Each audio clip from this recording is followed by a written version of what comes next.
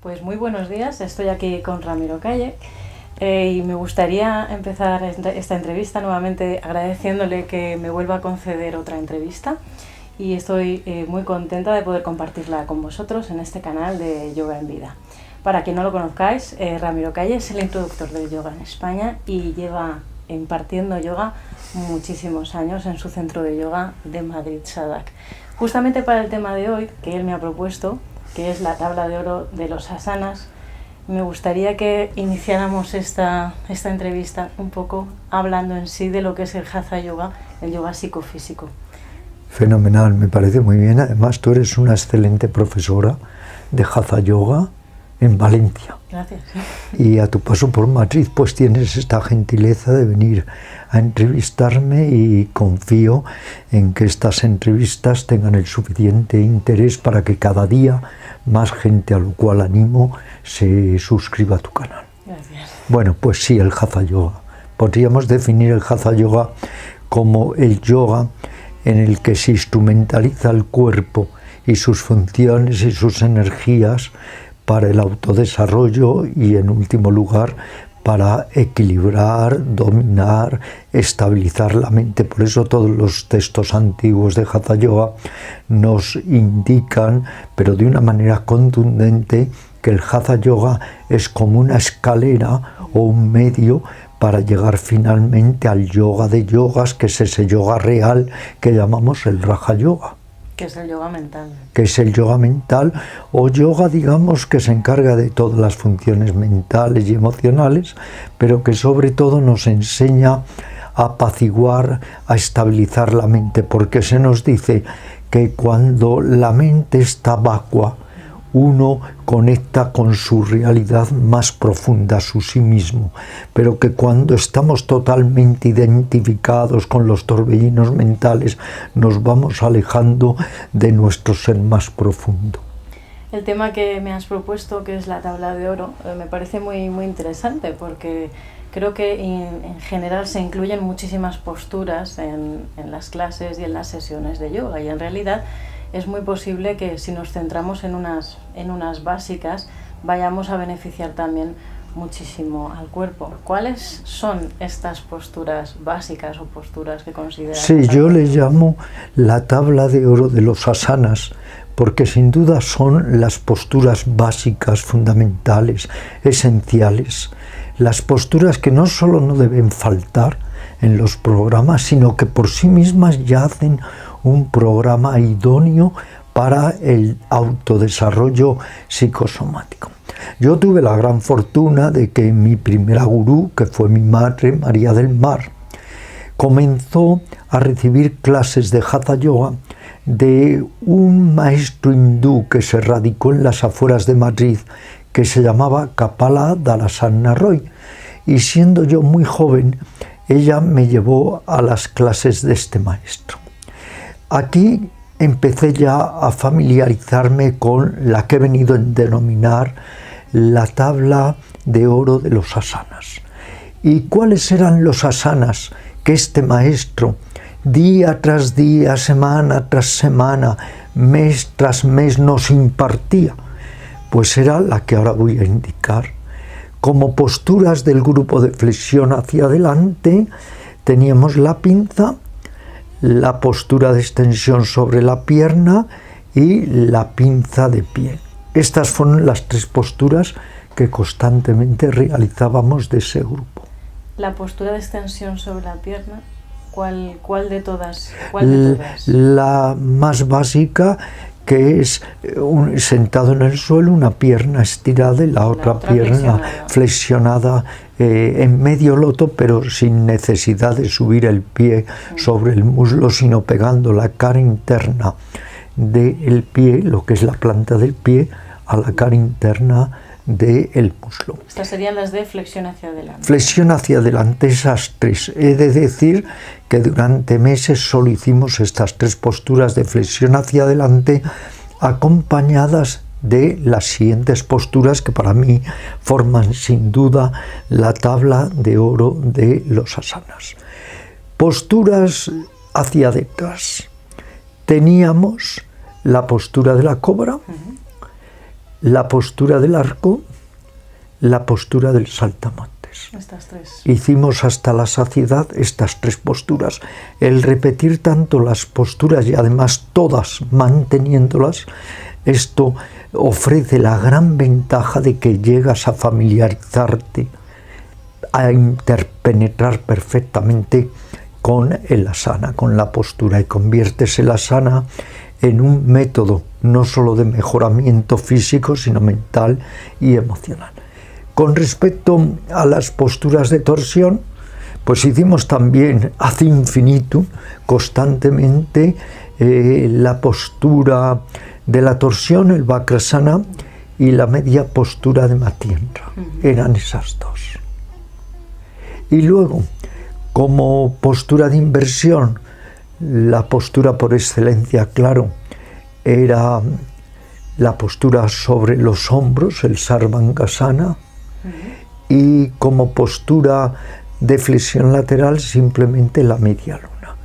Este grupo de posturas que luego apoyábamos con la respiración, con algunos pranayamas muy simples y con el savasana como cierre de clase o sesión o la relajación profunda, configuró nuestras clases a lo largo de muchos meses. Veo que es un programa más sencillo, incluso de abordar, aunque sean a medias posturas o posturas adaptadas, que muchas veces lo que se ve en muchísimas clases de yoga, porque hay gente que me dice, no, es que yo no voy a una clase de yoga porque yo esas cosas no puedo hacerlas. Y entonces pienso, pues entonces algo está mal hecho. No, es que le han hecho un muy flaco favor al yoga y a la imagen del yoga aquellos profesores que se empeñan en mostrarnos solamente posturas acrobáticas o posturas de contorsionismo, porque así estamos consiguiendo que un 80% de la población se crea que no puede practicar yoga, y eso es un muy flaco favor, cuando todo ser humano puede practicar yoga, porque si no hay tablas incluso valiosísimas de asanas en una silla, o incluso apoyándote hasta en una escalera, en una pared, lo que sea, o sirviéndote de otra persona a hacer yoga 2, que uno pueda ayudarse al otro. ¿Qué objeto tienen sinceramente estos libros en los que se comercializan 600 asanas? Y otro que he visto en un escaparate, 2000 asanas. Es que se requieren muchas reencarnaciones para poder hacer bien 2000 asanas, pero es que además es absolutamente innecesario. Lo ideal es mantener como pieza clave la tabla de oro de los asanas y luego ir enriqueciendo esos asanas con el aporte y soporte de otros asanas complementarios.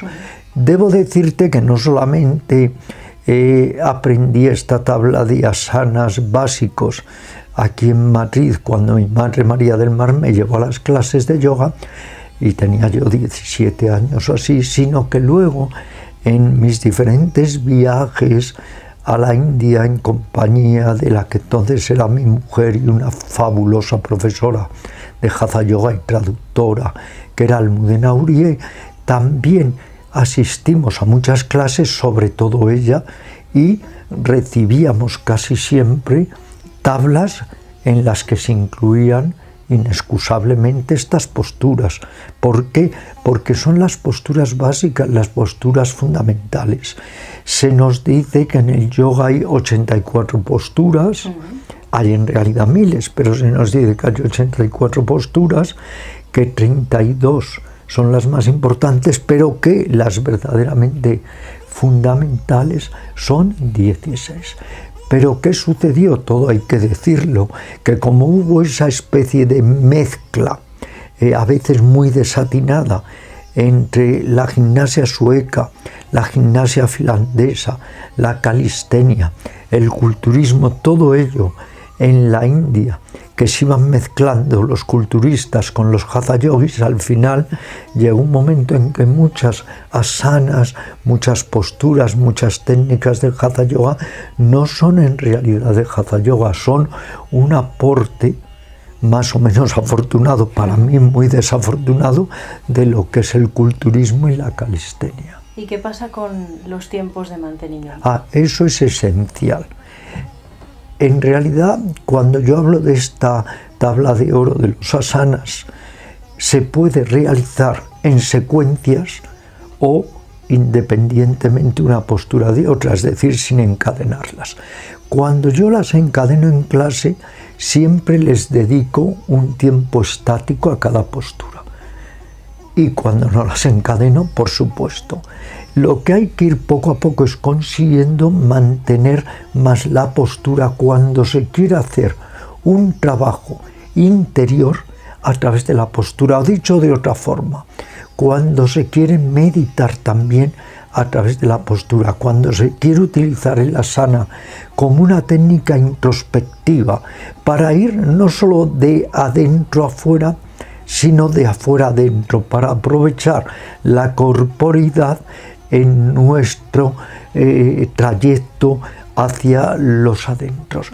No cabe duda de que para introspectarse, estabilizar la mente, vivirse más hacia adentro, el tiempo estático, la postura estática es absolutamente imprescindible, porque no sientes ni experimentas lo mismo si estás haciendo el Paschimottanasana a la pinza, medio minuto, que 3 minutos. No sientes lo mismo si haces el Sarvangasana o la vela, 1 minuto, que si la haces 10 minutos. Esto es indiscutible. Por eso todo depende de cómo uno quiera aplicar estas técnicas a su evolución interior, y por eso me gusta hacer esa diferencia, aunque sea convencional o a modo de conveniencia, entre el yoga o hatha yoga auténtico y el yoguismo. El yoguismo es una sucesión de posturas, muchas veces gratuitas, donde además el profesor, de una manera, digamos, pues totalmente inadecuada, trata de que el alumno se esfuerce más y le exige lo imposible y quiere que complete la postura a toda costa. Eso es un error. Así es como han surgido infinidad de lesiones al realizar las posturas. No sé si estarás de acuerdo conmigo, pero creo que al principio es importante que alguien te guíe, alguien serio, pero luego creo esencial que uno en realidad se quede solo y practique en su casa. Claro. Porque si no, en realidad no profundizas. En una clase refuerzas, pero eso, no profundizas. Por eso es muy importante la clase, por un lado, donde te corrigen, donde hay una empatía con el grupo, con el profesor, que es una inspiración también, pero sí, estoy de acuerdo totalmente contigo en que luego uno debe practicar en casa y sobre todo ir seleccionando técnicas que, si uno tiene una intención también espiritual o de desarrollo superior, técnicas que cooperen también en esta búsqueda hacia los adentros, sean los asanas, el pranayama, los mudras, los bandhas, los kriyas.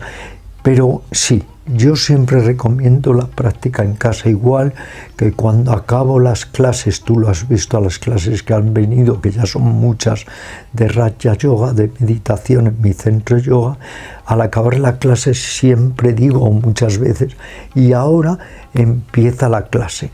Cuando sales del aula, ahí es donde tienes que llevar a la vida cotidiana los frutos de la meditación, porque la vida diaria es la que te curte de alguna manera y donde podemos poner en práctica aquello que hemos aprendido y ejercitado con la meditación.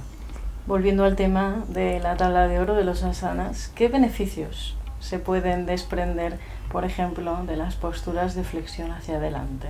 Sí, precisamente yo en muchos de mis libros en muchos, el yoga y sus secretos, el yoga método Ramiro Calle, en tantos otros, porque habré escrito desde que comencé a escribir de yoga. Mi primer libro fue Yoga, Refugio y Esperanza, que ahora se ha reeditado, pues sería a los 18, 19 años, y llevo toda mi vida escribiendo también de yoga. He escrito en muchos temas, pero nunca he dejado el yoga.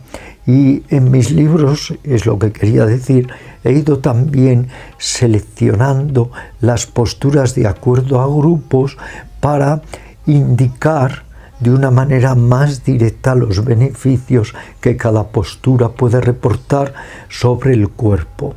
Y las posturas de flexión hacia adelante, entre otros muchos beneficios, pues claro, dotan de elasticidad a la espina dorsal, ejercen un magnífico masaje sobre todos los órganos abdominales. Son posturas de recogimiento. Las posturas hacia adelante son posturas que invitan a la introspección y que, como son menos esforzadas, nos permiten mantenerlas 1, 2, 3 o incluso más minutos. Estabilizan la acción cardíaca, nos recogen, sedan el sistema nervioso, son sumamente desbloqueantes y por tanto ayudan a prevenir la ansiedad.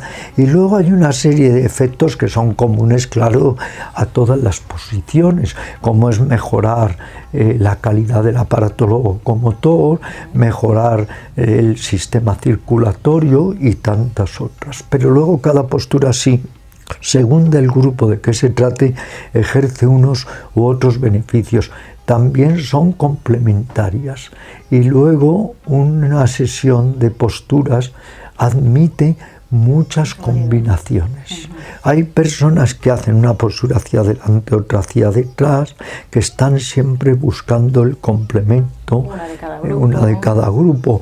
Otras personas, yo eso lo he hecho muchísimo, insisten a veces en una sesión en 1 o 2 grupos para profundizarlos. Otras veces vas introduciendo otras posturas. Por ejemplo, durante años yo en las clases las posturas las hacía 3 veces. Los alumnos hacían todas las posturas 3 veces. Luego fuimos enriqueciendo las clases con más posturas, entonces las hacíamos 2 veces. Claro, es que las combinaciones son múltiples. O puedes incluso dedicar una sesión solamente a 2 o 3 posturas para ese día, perfeccionar más la postura. O intentar introspectarse claro. Un poco más. Y al revés, ese otro día puedes decir, pues hoy en lugar de 8 posturas voy a hacer 12 posturas. Quiero decir que puede uno ser muy creativo en la preparación de los sistemas de clase. ¿Debemos de forzar las posturas o tenemos que esforzarnos? Es que es diferente, ¿es forzar o esforzar? Tenemos que aplicar un esfuerzo muy inteligente, muy paulatino, progresivo, y desde luego nunca un esfuerzo excesivo. Eso nunca. Es debido a ese esfuerzo excesivo que o se aplica al practicante o el profesor que no sabe llevar la clase, hace que el practicante se lo aplique, el causante de infinidad de lesiones. Pero es que no nos podemos imaginar las lesiones que hay cuando tratamos de forzar en las posturas de Hatha Yoga.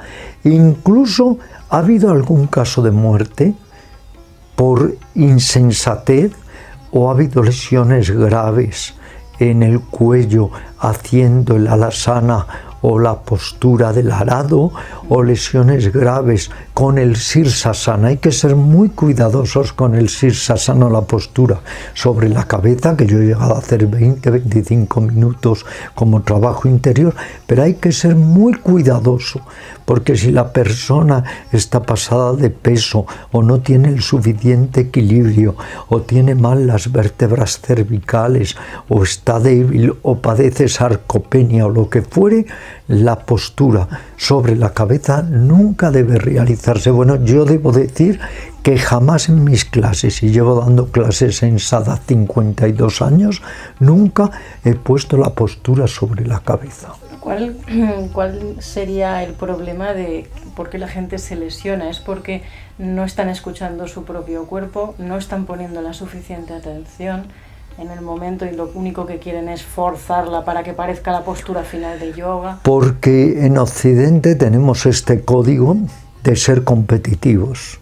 Competitivos no solamente con los demás, sino también con nosotros mismos. Y está muy bien tener entusiasmo, estar firmemente motivado, pero que eso no nos lleve a ejecutar esfuerzos excesivos, que entendamos que hay que vivir la sabiduría del cuerpo y hay que aplicar siempre esfuerzos paulatinos, progresivos, insisto, pero nunca excesivos. Y es que hay personas que están haciendo las posturas y están mirando al de al lado a ver si la hacen más o menos que uno mismo. Y todo eso son actitudes egocéntricas. El Hatha Yoga surgió no por apego al cuerpo, no como un culto al cuerpo, sino, insisto, como la instrumentalización del cuerpo para llegar a la mente. Hay un antiguo adagio que reza: por la conquista del cuerpo a la conquista de la mente. Si uno está más atento y el profesor no es desmesuradamente exigente y es sensato, no tiene por qué haber lesiones. Pero el hecho cierto es que hay infinidad de lesiones, igual que con las posturas de meditación. Es impensable la de lesiones que uno se puede hacer por querer forzar el medio loto, el siddhasana, postura perfecta, otras no. Incluso si usted no puede meditar en el suelo, pues medite sobre una silla. ¿Qué papel juega la consciencia en todo esto? Todo. Es que hay yoga sin consciencia, no. El pranayama exige consciencia de la respiración, el savasana, consciencia de la relajación, las posturas, la consciencia de la corporeidad. Es que así nació en realidad esta instrumentalización del cuerpo alrededor del siglo XII. No se ponen nunca de acuerdo en las fechas los hindúes, pero allá por el siglo XII o XIII surge un movimiento, otros dicen que en el siglo X, que son los Natha Yogis, que empiezan a utilizar sobre todo la energía del cuerpo. Son como alquimistas interiores. En ellos me he inspirado mucho también para mi novela El Fakir. Y empiezan a servirse del cuerpo para dar un salto más allá del cuerpo.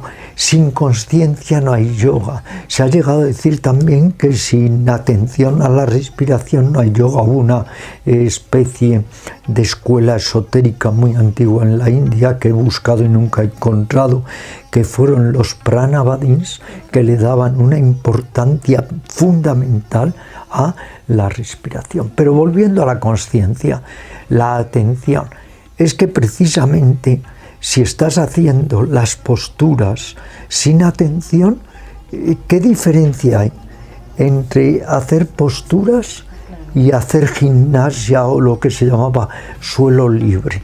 Ninguna. ¿Y qué diferencia hay entre hacer una postura sin atención y estar haciendo cualquier calistenia? No. Lo que define al yoga es la consciencia, es la atención, tú lo señalabas, escuchar el cuerpo, aprender de su sabiduría y darnos cuenta de que somos un conjunto de cuerpos.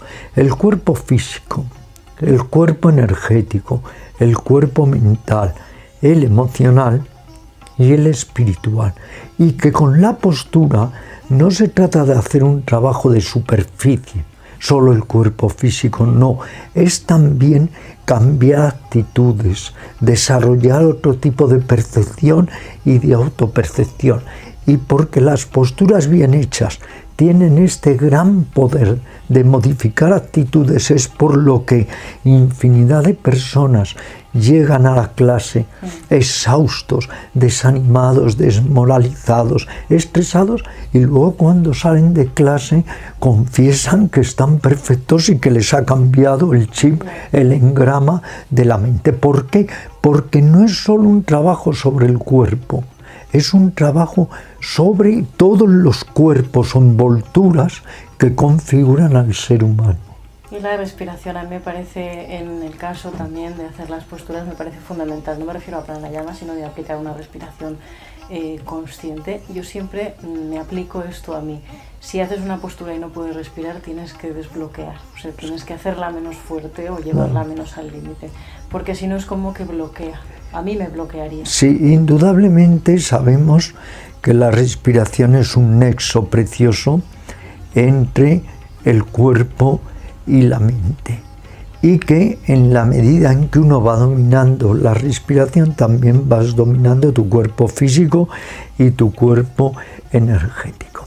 Con respecto a la respiración en las posturas, yo en todos mis libros siempre he aconsejado que dejemos que la postura misma imponga su ritmo respiratorio, pero tratando nosotros de regular un poco la respiración, ser conscientes y uniformarla. Hay posturas que, claro, exigen un tipo diferente de respiración a otras. No es lo mismo cuando estamos haciendo el arco o estamos haciendo posturas que exigen esfuerzo muscular, que cuando hacemos posturas de torsión o de flexión hacia adelante, que exigen menos esfuerzo y permiten que la respiración sea más profunda. Quiero decir con ello que habrá posturas que nos exijan una respiración un poco más leve, o incluso como el camello, una respiración más clavicular, y otras posturas que te permitan una respiración más abdominal o más respiración media o intercostal. Y otra técnica para complementar un poco de Hatha Yoga, hay gente que me pregunta, bueno, ¿y esto de los mudras y los bandhas no es ya un poco rizar el rizo y exagerar un poco? Yo creo que no, porque en realidad ahí cuando llegas a los bandhas y a los mudras es cuando empiezas a aunarlo todo y a profundizar en cada una de las partes. Mira, el Hatha Yoga, como todo el yoga en general, pues es como una maravillosa caja inmensa de herramientas, donde uno puede ir tomando unos u otros medicamentos o herramientas. Si tú quieres llegar más profundo, pues tendrás que utilizar herramientas más de control psicosomático. Ahora, si quieres quedarte más en lo aparente, pues efectivamente, con una sesión de posturas, de un poco de pranayama y de savasana o relajación, quedas perfecto. Ahora, si quieres ir más allá, debes aplicar otras técnicas, sobre todo en las técnicas de control respiratorio.